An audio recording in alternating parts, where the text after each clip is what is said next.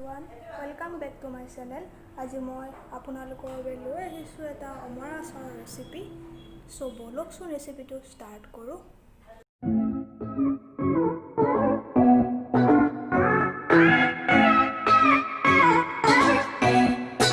অমৰা এইখিনি মই দুদিনৰ কাৰণে নিমখ সানি ৰ'দত শুকুৱাই লৈছিলোঁ আৰু এনেকৈ কাটি লৈছোঁ সৰু সৰুকৈ পিহনাত পিহি ল'ব। এনেকৈ ল'লে বেছি ভাল লাগে খাবলৈ।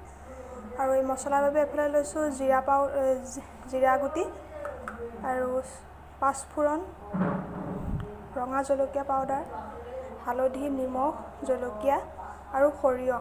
আৰু এই সৰিয়হখিনি মই অলপমান ভাজি ল'ম। তাৱাখন গৰম হৈছে, এতিয়া মই সৰিয়হখিনি অকণমান ভাজি ল'ম। সৰিয়হখিনি মানে কেঁচা হৈ আছে কাৰণে অলপমান ভাজি ল'ব আপোনালোকে যদি ভাজিব নালাগে, অলপমান কম জুইত ভাজি ল'ম।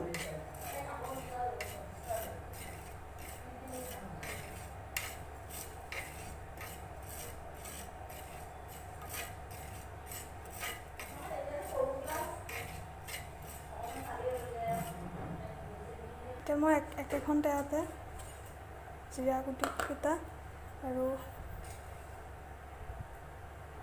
পাঁচফোৰণকেইটা ভাজি ল'ব,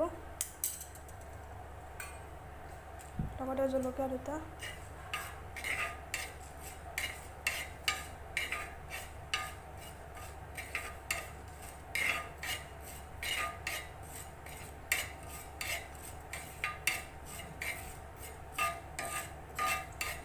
গুড়ি কৰা হৈ গৈছে। বেছি গুড়া হ'ব নালাগে, অলপ গোটা হৈ থাকিলেও একো কথা নাই।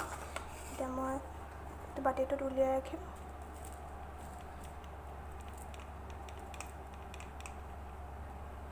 ইফালে মই কেৰাহী এটাত অলপ তেল গৰমাই লৈছোঁ আৰু কেৰাহীটো গৰম হ'লে মই ইয়াত 1 কাপৰ জোখৰ তেল দিম।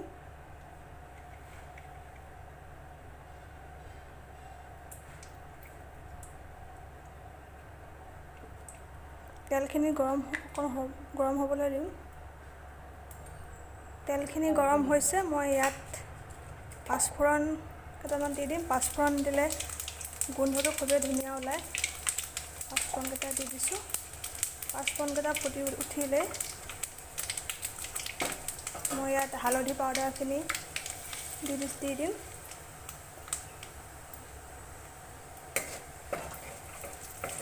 লৰাই দিব। তেলখিনি গৰম হ'লে, ৰংটো হ'লে আপোনালোকে গেছটো অফ কৰি থ'ব।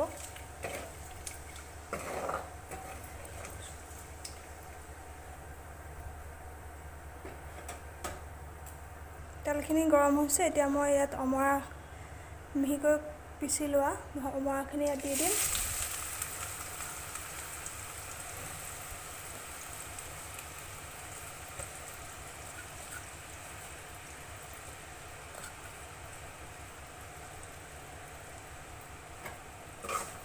অলপ লৰাই দিব।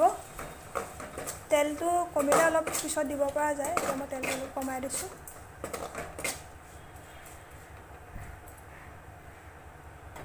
এতিয়া গুড়ি কৰি লোৱা মছলাখিনি ইয়াত দি দিম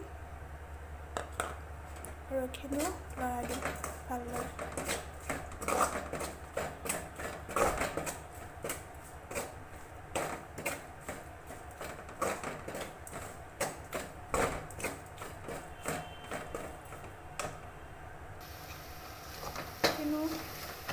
লৰাই দিব।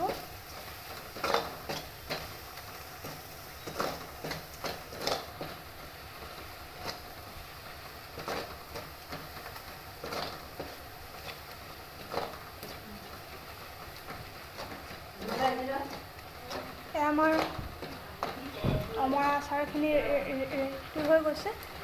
এতিয়া মই এটা বাটিত উলিয়াই ৰাখিম আৰু পৰিৱেশন কৰিলেই হ'ল যেতিয়া মন যায়। আচাৰখিনি মই এতিয়া এটা বাটিত উলিয়াই লৈ ৰাখিলোঁ আৰু তাত নিমখ এড কৰি দিম আৰু ৰঙা জলকীয়া পাউডাৰ, যিটো মই কালাৰৰ কাৰণে ব্যৱহাৰ কৰিছোঁ। সেইখিনি মিক্স কৰি দিব।